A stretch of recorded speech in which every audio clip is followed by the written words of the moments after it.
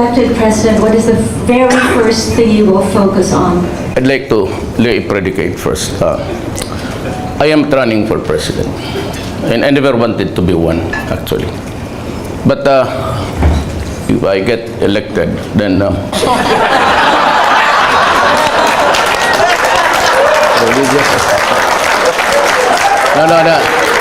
I was just joking with the lady. Ayoko talaga. I do not covet, I've said repeatedly. There was never in any forum that I said I'm running. Sabihin ko na lang ngayon, total, nandito na lang ng lahat. Ayaw ng pamilya ko. Pati yung anak ko nung naging mayor. And she is very vocal about it. And I don't know about my first wife. I have not talked to her. But my second wife, she does not also want me into the loop. The third and fourth, may dalawa pa ako.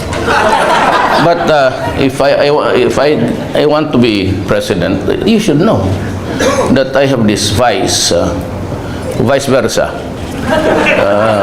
Pero ito, I keep this sort of mysticism, but hindi ito gastos ng gobyerno.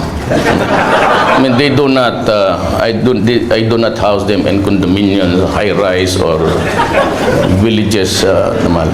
Boarding house lang ito silang dalawa. I wasn't able to. Ulit nga. Kalimutan ko eh. Mayor, mukhang nadidistract kayo. Medyo maganda ho yung una nagtanong. Pero ang question po niya is, what is the first thing that you will do if elected? I would suggest to the next president, the first thing that I'll do is 25,000 below, no more income tax. They can go home with their money. Second, as I will increase the salaries of our soldiers and policemen. Kulang yan, we cannot control corruption. Alam mo, diretso na lang natin. Mabuti pa.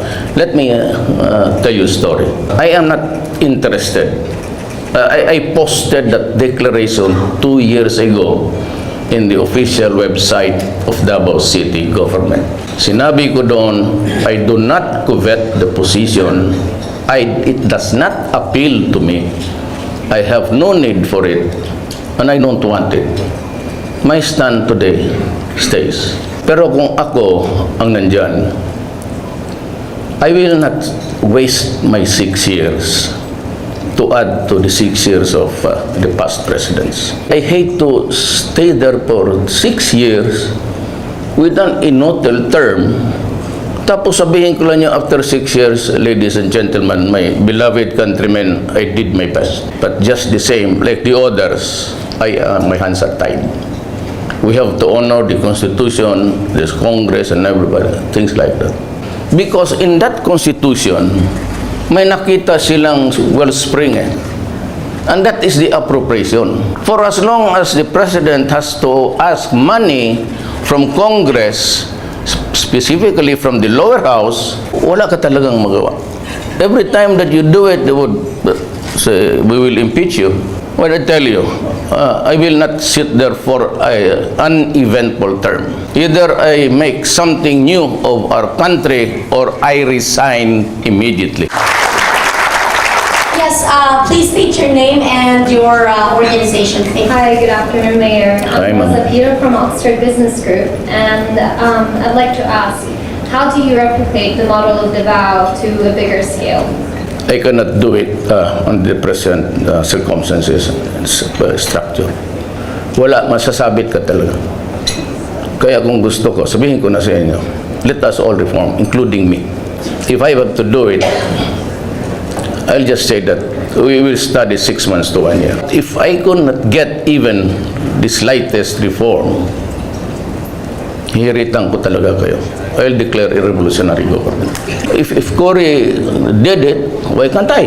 Then I can start with the cleansing. It has to start with the military, and the police. And I will use the money to increase the salaries of all teachers in the Philippines. Nanay ko kasi maestra. Walang maestra na umuwi ng public school teacher na 18,000.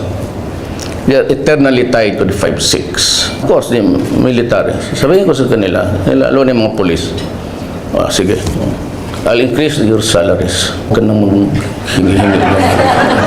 Barilin kita. Prangka-prangkaan na lang tayo. Huwag na tayo magpakurnehan dito. Ang driver ko na polis, 3 anak niyang babae. Every enrollment time maghiram siya. So sabihin ko siya, what is your take-home pay? Sabi niya, sir, 1,500 na lang. Gamitan mo lang ng 1+1. Alam mo talaga na magkukurap yan. You have to increase the salaries. I'll give you 50,000 pa 70,000. Marami akong pera eh. Alam mo bakit? Sarado yung Congress. But I will not dismiss the employees. Tumawa pa rin sila. Mayor, we have one more question. Yes. State your name. Yes, Miss Marisa Dalmar of Buhay OFW TV, and of course, Director of VACC, Volunteers Against Crime and Corruption. Mayor, what is your take dito po sa BBL, sa Bangsamoro? Kaming taga Mindanao, we are for it. Because it might really spell the difference between existing and dying. I mean war. Murad at one time said that if there is no BBL for him, he'll go to war. 2 months after, the president himself, in reaction to a question, sabi niya, if you do not give to Murad the BBL law, you might as well start to count body bags. Then, 2 weeks after, Deles, Siging, came out with the statement 14 issues ago sa Inquirer. There will be a bloody confrontation if there is no BBL. I think there will be a bloody confrontation. And that is why, if you allow me, I'll explain why I was going around advancing federalism. Pag wala kasing BBL, which, tanong ko, if there is one, it would be watered down heavily. So that would not be acceptable to them. So there would still be trouble. Itong federalism was a brainchild of Canoy, Senator Pimentel, the father, and Lito Osmeña, the governor of Cebu.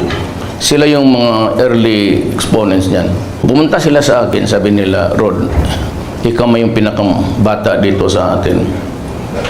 Sabi niya, 50 ka lang siguro eh. Sabi ko, yes sir. 50 years old. Sabi niya, you carry the torch of federalism. Alam mo kung bakit ko tinanggap yan. Before Congress actually studied on it, when it was submitted to them, sa mga members, nabasa ko na yung draft. At nakita ko na yung problema. Way ahead. Given the bigotry of some people, the utter bias against our Muslim brothers. And of course, the intricacies plus the constitutional provisions there. I said, this will have a hard time to pass to Congress. Kaya kinuha ko na kaagad yung baraha. So I was going around every city. I could not go to Congress because sila ang matatamaan ng federalism. You'll just have to do away with the unitary type. You go federal, they will lose their jobs, power and money. So I went around cities promoting federalism sa local officials. Yun ang ano ko. At may nakita itong iba dito, ayan, sa harap ko, yung iba nandoon. Sinakyan na lang na for president. Sinabi ko, ayaw ko. So, Mayor, marami pa po. There's one over here. I'm Cynthia Carrion from the Philippine Olympic Committee and former Undersecretary for the Department of Tourism and Philippine Sports Commission.